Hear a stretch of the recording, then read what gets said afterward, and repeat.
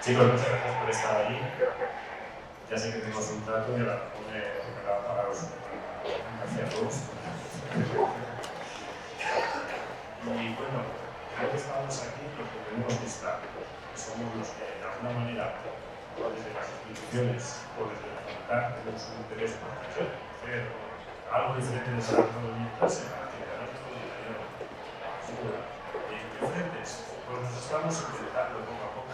Con eso, pues, estamos empezando a necesitar pues, la colaboración de gente que realmente sabe hacer. Como por ejemplo, María José, que es la que nos va a poner en marcha.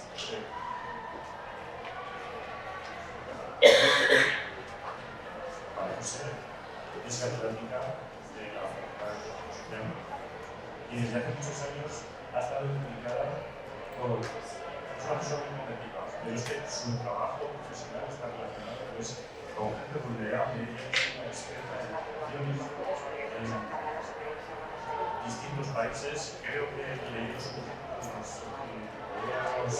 podemos decir que ha estado implicada en 20 países diferentes, haciendo labor sobre el terreno, trabajando con muchas de las personas más desfavorecidas antes. Y bueno, entonces, es la referencia, no desde ahora, sino desde que esta facultad empezamos a movernos en cuestiones de voluntariado. Yo desde el primer momento le dije a María José, no tenemos ni idea, queremos que los estudiantes y nuestros estudiantes tengan oportunidades de voluntariado. ¿Cómo hacemos esto? O sea, que la persona que os voy a presentar ahora, que os va a hablar ahora, es como la promotora de todo lo que venimos haciendo desde hace unos años aquí. Ella nos ha ayudado a preparar las solicitudes para la financiación, porque claro, lo de moverse lleva unos gastos, sobre todo hemos sido ambiciosos y incluso nos hemos ido a hacer voluntariado, que llevamos 3 campañas, y en esas 3 campañas estamos apoyándonos, diciendo, mira Pedro, esto no tiene mucho sentido, déjame que te ayude. Ella es la que nos ha preparado las solicitudes para la financiación que nos está dando la UCM a través de su voluntariado, y desde el año pasado tenemos una fuerte ayuda institucional aquí, en la propia Facultad de Medicina. Estamos haciendo cuentas, nuestra beca para ver cuánto nos puede dejar para estos programas que estamos poniendo en marcha. Queremos pagar parte de los viajes, queremos pagar las estancias cuando nos vayamos fuera. Y estas jornadas va a ser interesante porque María José nos va a dar un poco la perspectiva general de por qué hacer esto, de cómo hacerlo, y nos va a poner en marcha. No sé, pero sí me puede tocar por ahí. Y luego, después, a lo largo del día, pues van a ir incluyendo personas que son las encargadas de ejecutar, pues, los distintos programas de actividades que hemos diseñado desde la facultad, aquí en la UCM o fuera. Así que, bueno, pues ya sé que no todos estáis aplicados a las jornadas y que habrá algunos que vais ahí, pero que os animo a que al menos os quedéis a escuchar a José, que tiene cosas muy interesantes.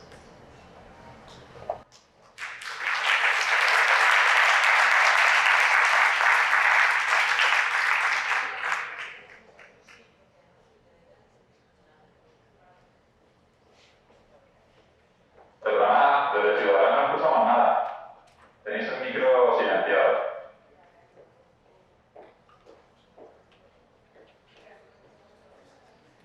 ¿Me escucháis ahora de Ciudad Real?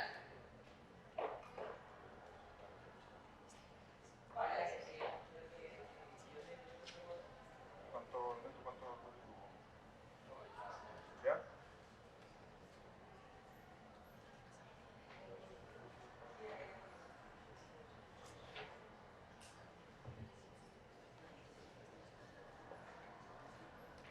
¿Escucháis ahora de Ciudad Real? ¿Y esta? Sí, os escuchamos ahora.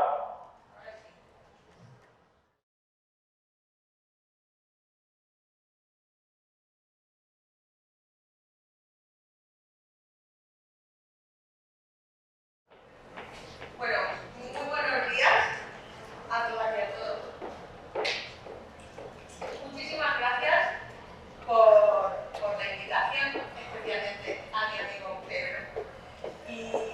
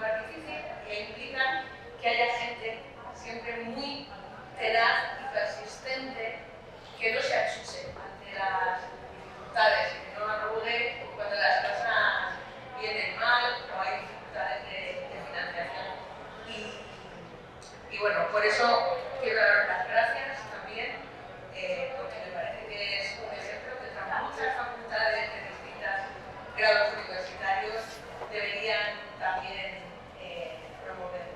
A mí me pidieron que hiciera una especie de intervención así marco sobre este título que tenéis aquí, que es Desigualdades de salud y racismo institucional que sufren las personas migrantes. En realidad, para ser precisos, porque tenemos un tiempo muy limitado, el planteamiento, la tesis o el argumento que pretendo desarrollar, aunque sea así a brocha gorda en este rato, es que las desigualdades de salud que sufre la población migrante son el resultado de procesos de racismo institucional. No son una cuestión anecdótica o de azar o que tengan que ver con desastres naturales o con acontecimientos fortuitos. Y esto es uno de los motivos, no el único, pero uno de los factores determinantes que hace que sea tan complicado, tan difícil, que no imposible, luchar contra las inequidades de salud, que en este caso que sufre la población migrante, aunque no solo la población migrante. En general, grupos que están empobrecidos, vulnerabilizados, desposeídos, porque yo me niego a hablar de personas pobres, vulnerables o marginadas. Son personas a las que hemos empobrecido, a las que hemos fragilizado, a las que hemos vulnerabilizado, como consecuencia de un montón de factores que tienen que ver con la estructura de los distintos sistemas de dominación en los que estamos inmersos, en los que vivimos y de los que muchas veces también somos cómplices, aunque pensemos que eso está solo en las altas esferas, y no tiene que ver tanto con factores individuales o de malas decisiones a lo largo del proceso vital, que es un poco la idea hegemónica que hoy domina, digamos, el pensamiento que guía no pocas intervenciones en materia de inclusión o de integración social. No podemos culpar a las víctimas, tenemos que preguntarnos por qué existen esas víctimas y dónde están las causas que producen esas desigualdades, ese sufrimiento o ese dolor. Mi tesis, por tanto, es esta. Las desigualdades de salud existen, voy a mencionarlas, tampoco quiero abrumaros a datos, porque como ha dicho la viceconsejera Guadalupe, pues hay un montón de páginas, yo también os voy a recomendar algunas donde se puede acceder a esa información. Mi idea es analizar o que intentéis entender cómo se vincula, qué tienen que ver las desigualdades de salud con el racismo institucional. Tenía que decidir un tema, en este tiempo limitado no puedo desarrollar más, entonces voy a empezar mi intervención haciendo algunas precisiones para que al menos todos entendamos en el día de hoy operativamente de qué hablamos cuando hablamos de racismo y de qué hablamos cuando decimos racismo institucional, porque son palabras que veréis por ahí en muchos sitios o que la dice mucha gente y no está necesariamente claro y todo el mundo entiende lo mismo por estas dos palabras. Y aclaro que voy a partir de conceptos, a partir de las investigaciones que hemos hecho en esta universidad y que digamos son las que están teniendo más consenso ahora en el ámbito euro-mediterráneo. Así que vamos con la Facultad de Medicina, estamos en una universidad, no vamos a hacer nada que no esté basado en la evidencia. El racismo no es una cuestión, como mucha gente piensa, que tiene que ver con prejuicios, con estereotipos, con falta de conocimiento, con la ignorancia, no conocer, no saber. Hay un dicho, lo habréis oído, de que el racismo se cura viajando. No es verdad, el racismo no es una enfermedad y mucho menos se cura viajando. Hay mucha gente que viaja, eso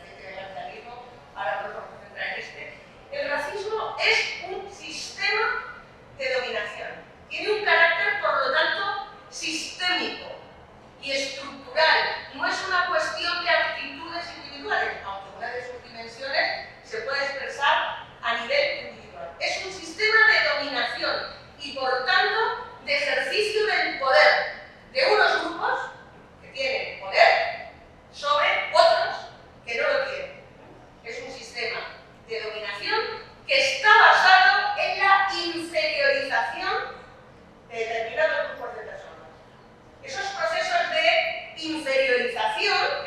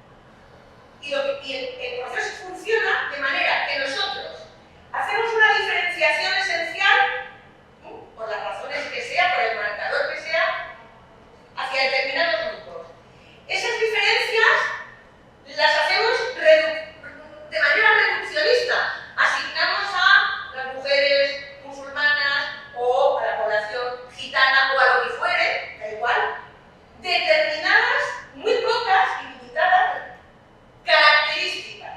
Y luego lo que hacemos es plantear y funcionar con una relación determinista entre esas supuestas características que nosotros de manera esencialista y reduccionista hemos asignado a determinados grupos, y esa relación determinista implica que nosotros nos da igual la persona o el grupo que tengamos delante.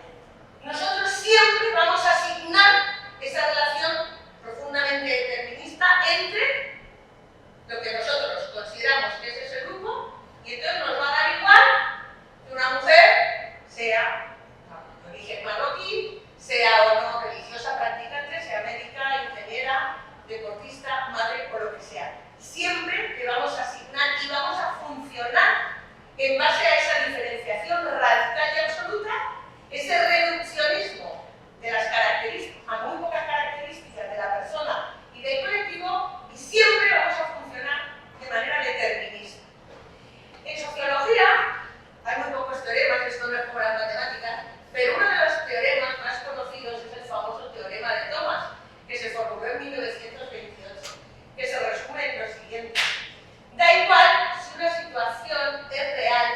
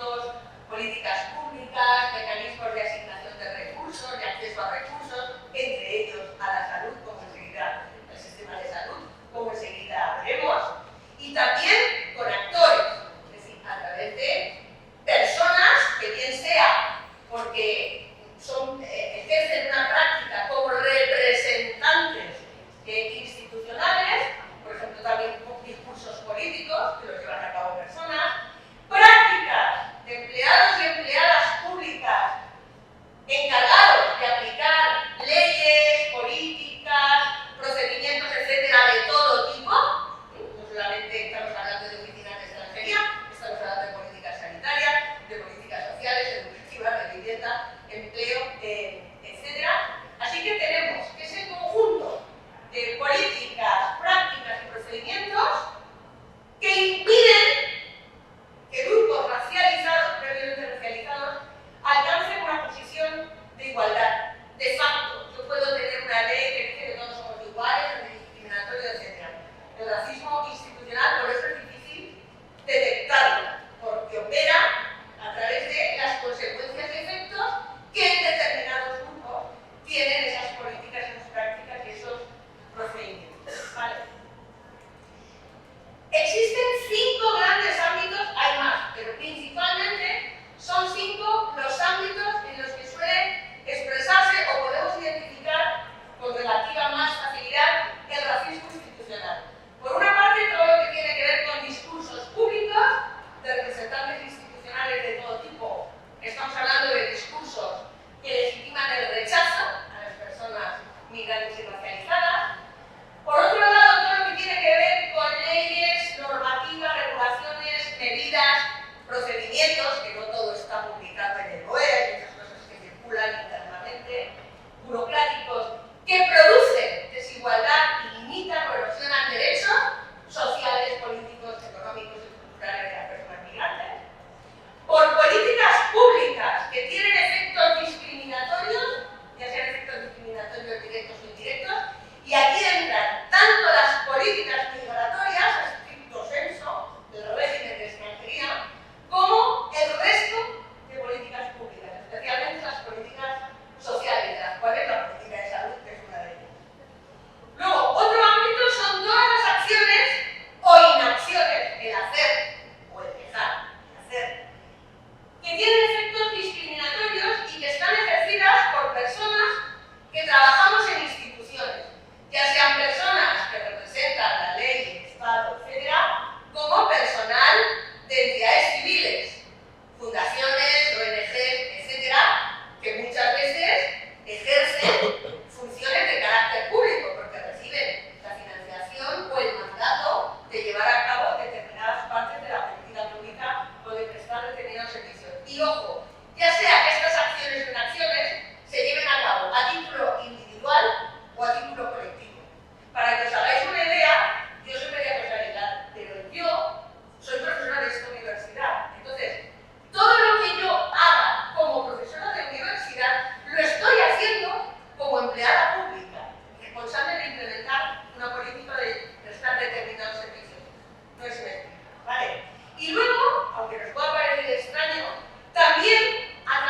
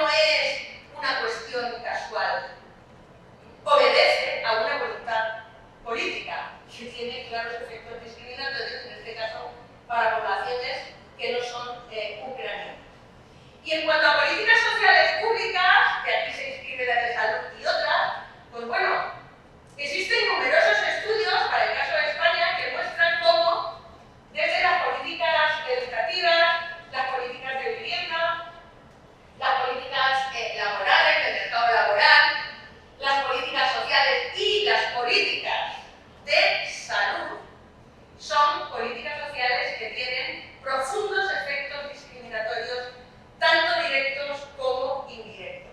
Eso que tenéis allí es la portada del informe que hizo la Agencia Europea de Derechos Fundamentales, más conocida como FRA, sobre los elevadísimos costes económicos que la exclusión sanitaria de la población migrante tiene en Europa, y también encontraréis los datos de España. Así que el decreto famoso de exclusión sanitaria que acabó con el acceso universal a la salud en 2012, argumentando, por cierto, no se hizo ningún estudio que lo demostrara posteriormente, que se excluía del sistema sanitario a la población migrante, aunque no solo, para reducir los costes de salud, se ha demostrado que es falsa. Los costes, traducidos en dinero, de la exclusión sanitaria son mucho mayores que los costes de la atención universal. Ejemplos de acciones e inacciones de personas de todo tipo que trabajan y representan a instituciones, bueno, pues también hay un montón. Aquí os he puesto, que casi no se ve, algo que a mí me parece fundamental, que es la primera sentencia que el Tribunal Europeo de Derechos Humanos formuló por primera vez en la historia, acusando, sentenciando como ejercicio de racismo institucional. Nunca antes el Tribunal Europeo de Derechos Humanos había condenado a un país, en este caso por tratos inhumanos y degradantes, asignando, tipificando el delito como de racismo institucional. Por eso es tan importante esta sentencia de hace pocos años, pero tendríamos desde la omisión de socorro en el mar, o sea, el derecho internacional del mar, bueno, y no hablemos ya de la Convención de Ginebra, del sistema de Dublín, etcétera, etcétera. Y luego, no voy a dejar de mencionar, aunque no voy a profundizar porque la mayoría de los que estéis aquí estudiáis medicina, también hay un montón de programas que entran de educación para la salud, servicios sociales, políticas educativas, etcétera, programas de integración social que reproducen, en algunos casos, bastantes modelos, como decía antes, paternalistas, asimilacionistas o etnocéntricos. Hay una serie de estudios que han hecho desde varias clínicas jurídicas de distintas universidades españolas que han puesto en evidencia, por ejemplo, cómo, aunque una normativa no exija tener papeles del estatus de residencia legal para acceder a determinadas prestaciones sociales, en determinados ayuntamientos de esa comunidad autónoma hay funcionarios, empleados públicas, técnicos, profesionales, que a la población migrante les piden papeles que la propia normativa para conceder esa prestación no exige, lo que se llaman prácticas buro-represivas. Porque el racismo institucional es circular, es decir, prácticas institucionales, rutinas organizativas incorporadas, estén o no soportadas o avaladas por el marco normativo legal, terminan retroalimentando prácticas también individuales por parte de las personas que hacen que eso alimente un círculo vicioso. Es como la discriminación en el mercado laboral. Determinados instrumentos jurídicos que están puestos al servicio de empresarios y del Estado y no de los trabajadores terminan nutriendo y posibilitando, fomentando una etnoestratificación y una segmentación del mercado laboral que lo que hace es mantener a la población inmigrada en puestos siempre con una cualificación por debajo de la que tienen o asignado a determinados nichos de empleo que normalmente los nacionales no quieren asumir, que tiene que ver con las famosas 3Ps, los trabajos más precarios, más peligrosos y peor pagados, etc. Y eso se retroalimenta. No sé si se entiende esto de la circularidad. No estamos hablando de 5 ámbitos por separado, sino que muchas veces se realimentan unos a otros.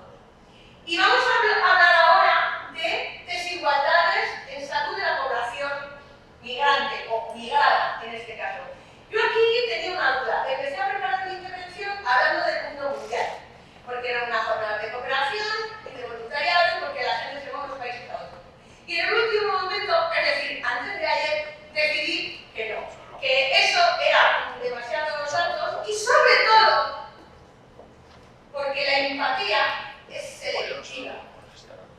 Sentimos, en general, sociedades que nos autodenominamos democráticas, defensoras de los derechos humanos, los valores liberal-democráticos, así en un gran saco, tenemos una empatía muy selectiva. La relación entre la distancia física, donde se produce el horror y el sufrimiento, es inversamente proporcional a la empatía que sentimos. Dicho a la pata la llana. Cuando quien sufre es torturado, perseguido, etc., está lejos físicamente, nuestra empatía con ellos es mayor. Y cuando esas mismas violaciones de los derechos humanos se producen cerca de nuestra frontera o dentro de nuestro territorio, miramos para otro lado. La empatía se reduce. Entonces pensé, voy a centrar la parte de desigualdades en salud de la población migrante en lo que ocurre en España, desde la frontera hacia adentro, que por otra parte es lo que ocurre en muchas partes del mundo y lo único que cambia es el número, el dato, que es el índice de Gini, etcétera. Y para abordar las desigualdades en salud, me da igual que sea de la población migrante, que de las mujeres, que de población excluida, que personas menores de edad o de personas discapacitadas o procesos de crecimiento, me da igual, tenemos que utilizar el modelo que digo yo que en medicina lo habéis estudiado, ¿no? De determinantes sociales de la salud. ¿Esto nos contaron en la asignatura? ¿Sí o no? Decídmelo, porque si os lo han contado, no lo cuento. Y si nos han contado nada, tengo que decir algo. A ver, deduzco que toda esa gente que yo veo aquí a partir de la segunda fila, sois estudiantes de medicina, mayoritariamente. ¿Os suena esto de los determinantes sociales de la salud o no? ¿Sí? ¿Sí? ¿Seguro? Bueno, vale. Que no voy a hacer ningún examen, pero es que la gente que damos clase tenemos esa cuestión. A mí me enerva pensar que el auditorio sabe de lo que estoy hablando y por esa cosa de educación muy mal entendida, porque eso no es educación, es tener miedo, pánico escénico, lo que sea, no levantar la mano y preguntar y decir qué cornete es eso. Bueno, el modelo de determinantes de la salud que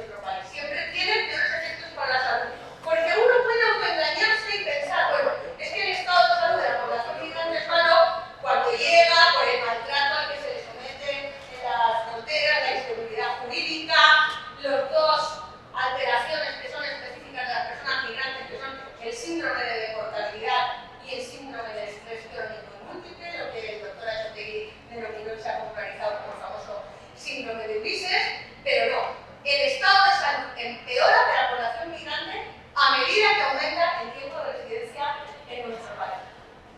Tanto en mujeres como en hombres, la salud autopercibida y la salud mental son siempre peores en la población migrante. Las mujeres, especialmente las cuidadoras, empleadas de hogar, que la mayoría de régimen interna son extranjeras, son, dentro del colectivo de población migrante, las que tienen peores condiciones y situación de salud, son las que peor calidad de vida reportan relacionada con la salud. Y otra cosa que llama la atención es que la población infanto-juvenil descendiente de población migrante, que uno piensa, bueno, pues ya han nacido aquí, tienen acceso a la salud, etc., bueno, pues también reportan peor salud percibida que la misma población infanto-juvenil que no es descendiente de padres migrantes.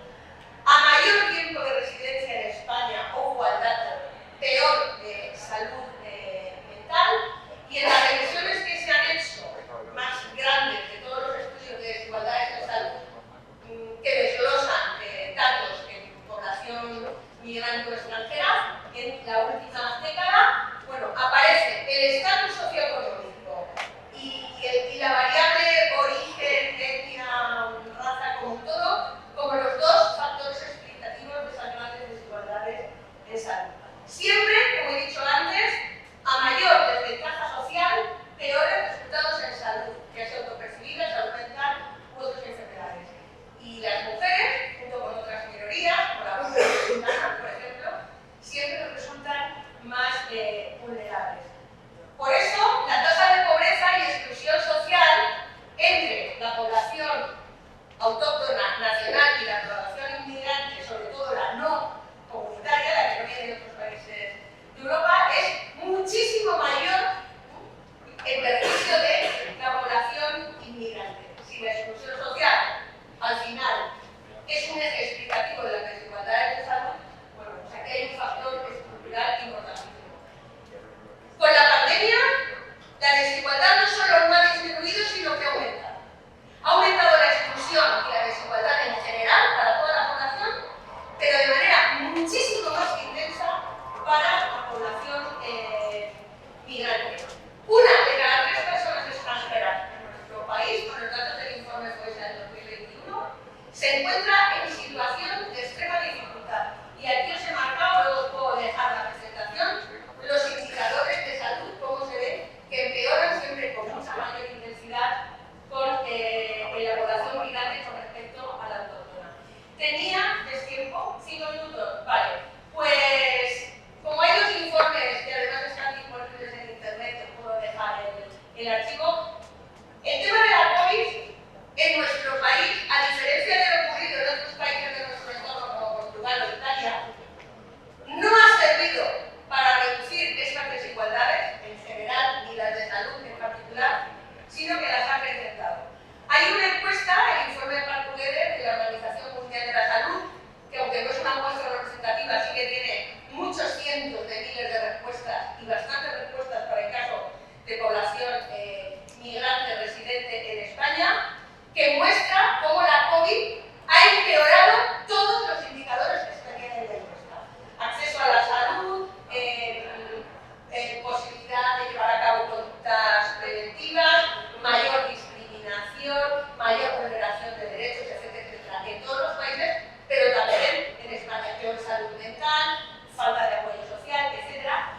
Y en la revisión que yo hice de todos los informes, con todos los datos de España, aparte del informe de la OMS, sobre los efectos de la población migrante de la COVID, bueno, pues encontramos, os traía, esto me lo voy a saltar, son 5 artículos, 5 reportajes periodísticos que yo les pongo a mis estudiantes para que solo con lo que se dice en estos 5 artículos periodísticos hagan un análisis basado en el modelo de determinantes sociales de la salud, de cómo afectan y cómo inciden en un aumento de las desigualdades en perjuicio de la población migrante. Pero esto me lo salto. En el caso de la COVID en España, insisto, porque el caso de España ha sido peor, mucho más grave que en otros países de nuestro entorno. Ha habido un impacto psicosocial mucho más negativo de la COVID en la población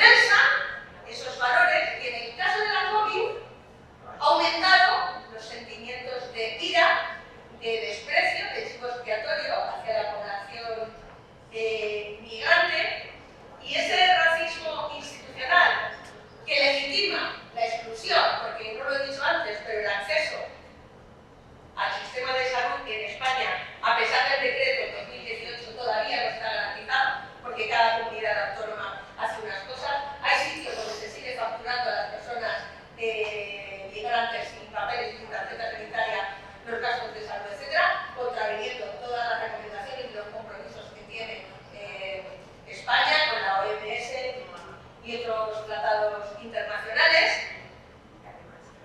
Y el problema es que el racismo institucional, que insisto, es la cara más oculta de la dominación racial, lo que hace es deshumanizar cada vez más a las personas migrantes por el hecho de ser migrantes. Y cuando tú deshumanizas a un determinado colectivo de población, estás excluyéndolo del espacio moral que tú dices que es universal, pero de boquilla, y lo sacas de ese espacio, de esa comunidad moral, donde todos nos sentimos obligados a aplicar normas morales y de justicia. Los excluimos. El primer paso es la deshumanización del otro. Y cuando nosotros deshumanizamos al otro, lo convertimos automáticamente en un cuerpo violable, en un cuerpo esclavizable y en un cuerpo explotable. Y eso es lo que produce todo ese círculo vicioso de factores estructurales, de política, los distintos ejes de desigualdad que atraviesa el poder, en este caso en la población migrante. Por eso, intervenir